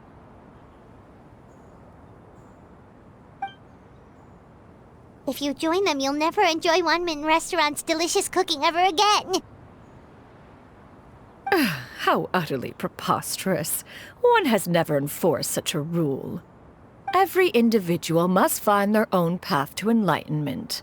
So long as one retains a pureness of spirit, one's dietary proclivities are quite irrelevant. Well, you say that, but Paimon's not seeing any tasty treats up here now, is she? Although Mount Outsong is rich in natural beauty, its location does preclude access to certain finer mortal comforts. That is precisely why one plans to relocate to Liyue Harbor. Shu Yu shall have the honor of becoming one's first disciple in the human world. Whoa, you're leaving Mount Outsong?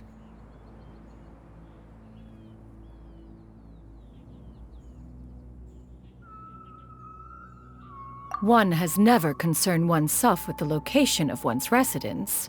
From the very beginning, one has sought only solace and peace. Yet in the end, all of one's disciples ended up in Liyue Harbor. Ganyu, Shenhe, Yuendai, they all chose a life among the mortal world. One has reflected on this fact for many years now. One can only assume that it is due to some failing on one's part as an elder or master. A failing, perhaps, of recognizing what it was they truly wanted. One is most curious as to what aspect of Liyue Harbor could have enticed them to remain there. One could hardly offer an opinion on the matter, but perhaps some time in the harbor will prove instructive. Why are you all so silent? Paimon is, just a bit shocked, that's all. So, does this mean we can grab a meal together in Liyue Harbor sometime? One has precious little time to squander. However, if one finds oneself otherwise unoccupied, one would not be opposed to the idea. One will be assuming the identity of a human while residing in Liyue Harbor.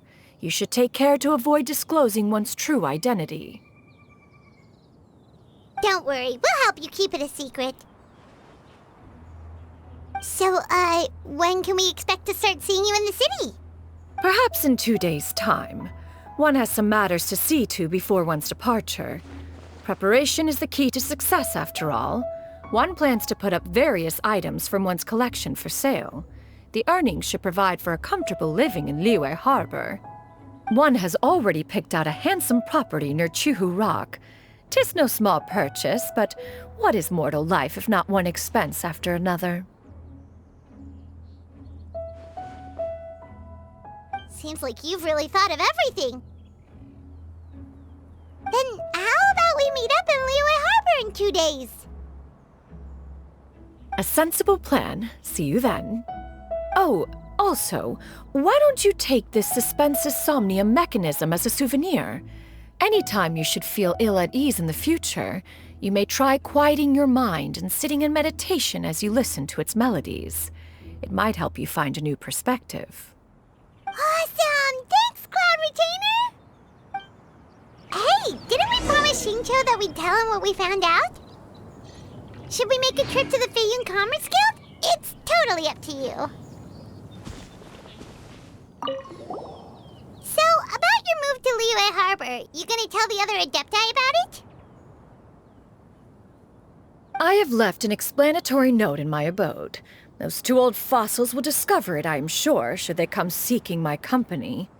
Considering their recent penchant for going off on private escapades, however, I find myself caring little for how they shall receive this news.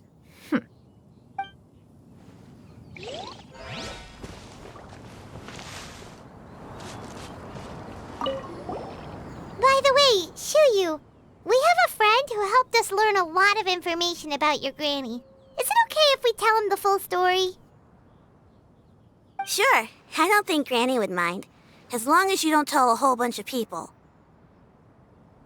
I don't think she'd want too many people to know. They might go to Mount Outsong and start bugging her about it. Granny needs to focus on her training, you know? But telling a friend or two is probably fine. No worries, our friend can keep a secret.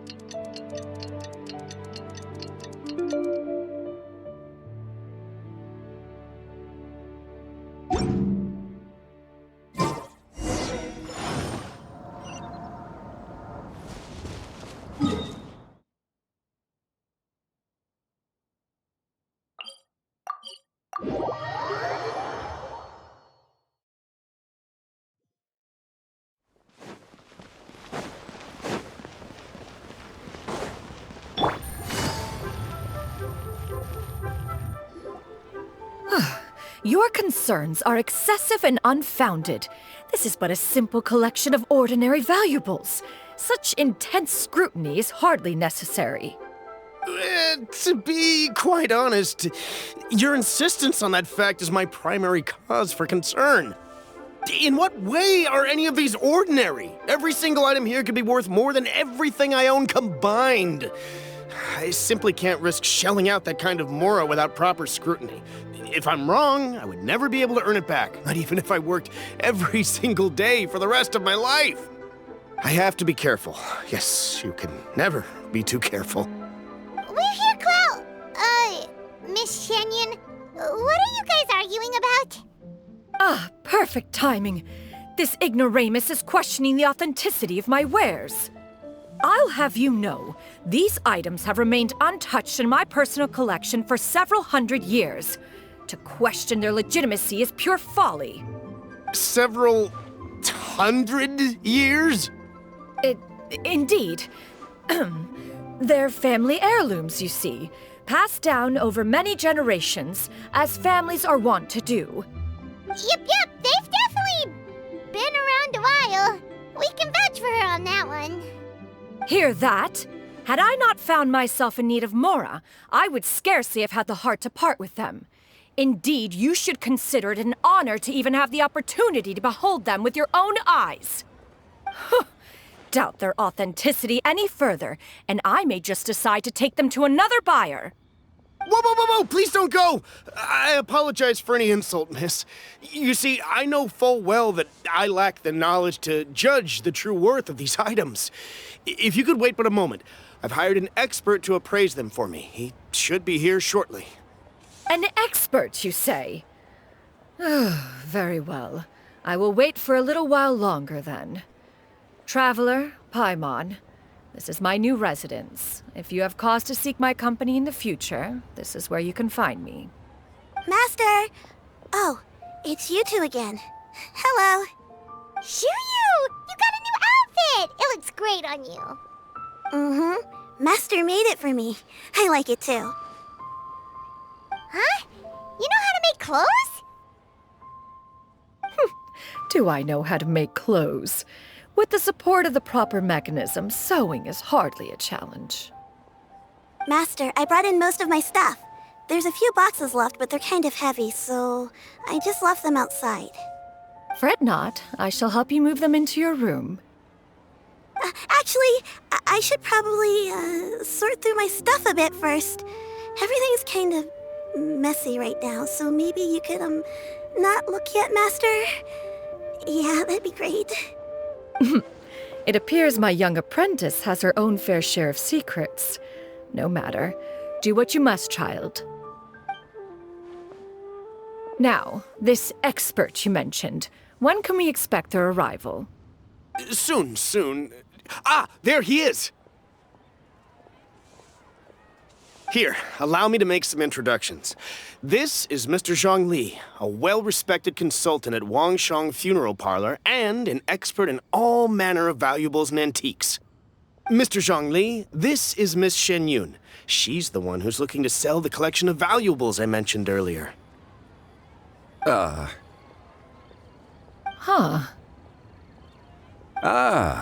If it isn't Miss Xianyun. It has been quite some time since our last meeting. What a serendipitous reunion. Indeed, most serendipitous. Have you been faring well as of late, Mr. Zhongli? Quite well, thank you. I was fortunate enough over the past few days to enjoy both a stroll in the mountains and a fresh brew of tea from the most recent harvest. The experiences left me with such insight and peace. Huh. So you two are already acquainted? Indeed. How fortunate we are that fate has brought us together again. If you are otherwise unaware, allow me to inform you that Miss Xianyun is a well-regarded collector and appraiser. She is well-versed in all fields, and oft-celebrated for her impeccable taste. You stand to gain much from this opportunity. You are too kind, Mr. Zhongli. True collectors pride themselves on their wealth of knowledge and eye for detail. I can say without a doubt that you are foremost in that regard. Why, you flatter me, Miss Xianyun. It would seem that you are as self-effacing as ever. Not at all, Mr. Zhongli. Not at all. While I am loath to butt into this conversation, I must ask, you two already knew each other, and you seem to have quite a cordial relationship. Can I be certain that you're not working together to swindle me? I mean, you never know. Huh!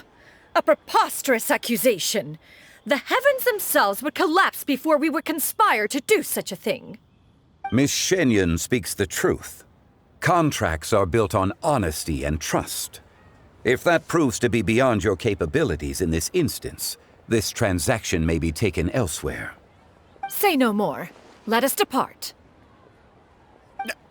I jest. What fool would still harbor doubts after Mr. Zhongli himself has vouched for the goods? Miss Xianyun, wait!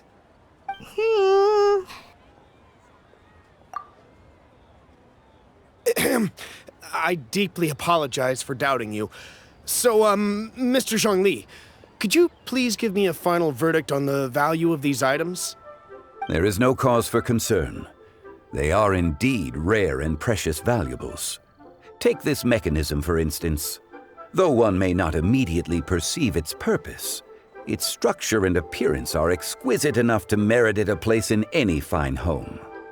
The same can be said for this one here.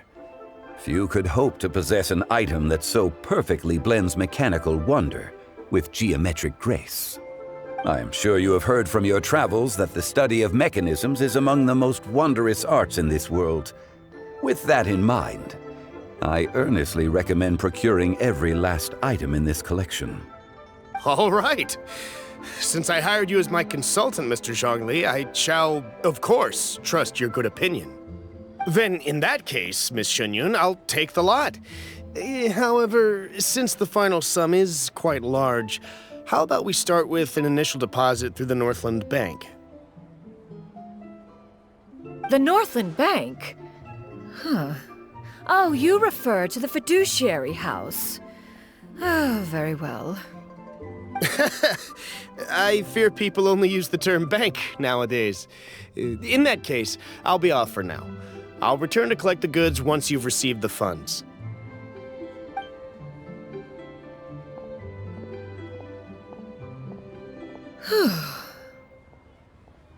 Xiangli!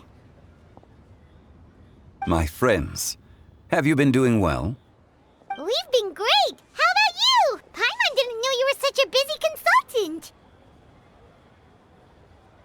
My days have been quite pleasant as well.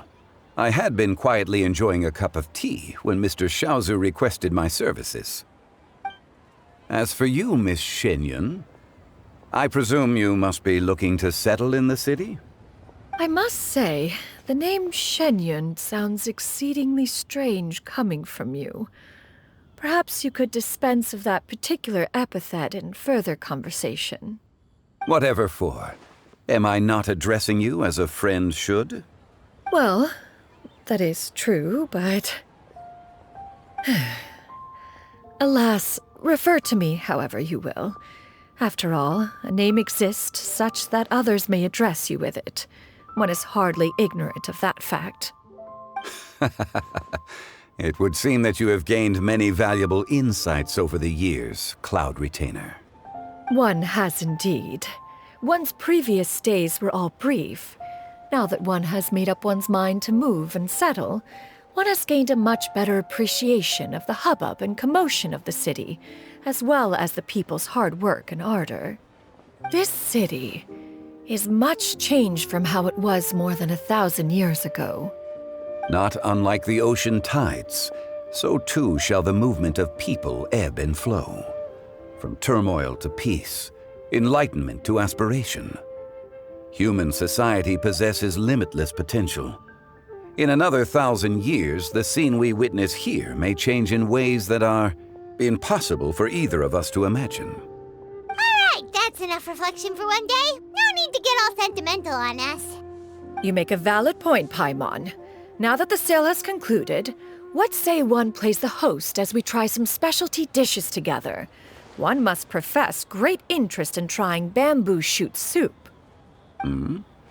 Perhaps you have forgotten, Cloud Retainer, but I once tried my hand at that dish.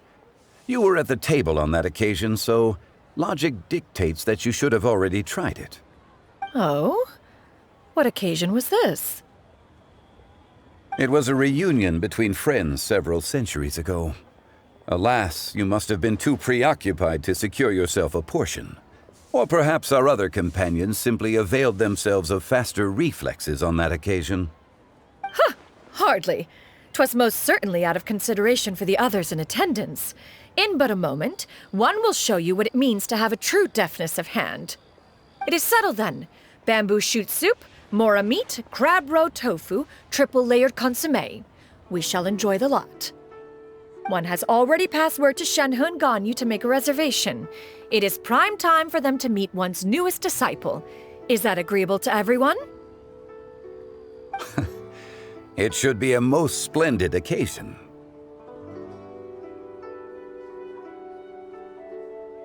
Xianyun, come now, it is time to dine. Ah, this gentleman over here is Mr. Zhongli. He is, A humble employee of Wangsheng Funeral Parlor. Pleased to make your acquaintance. Nice to meet you too, Mr. Zhongli. That should be everyone, right? Let's go!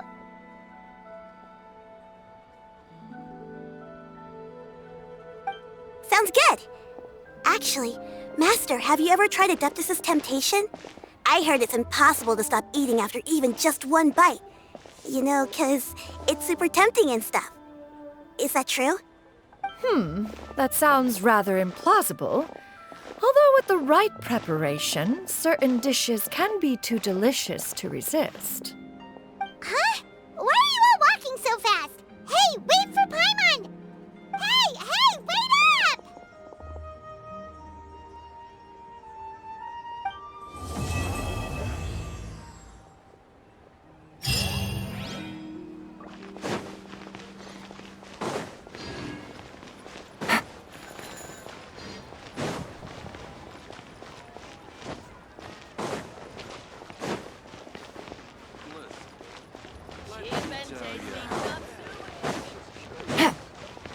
Take it easy.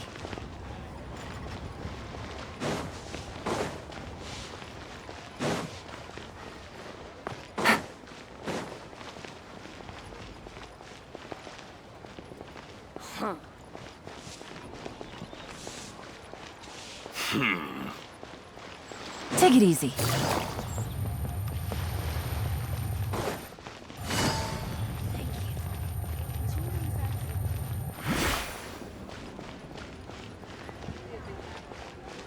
I wonder if she can see the kites here from Jinsa village.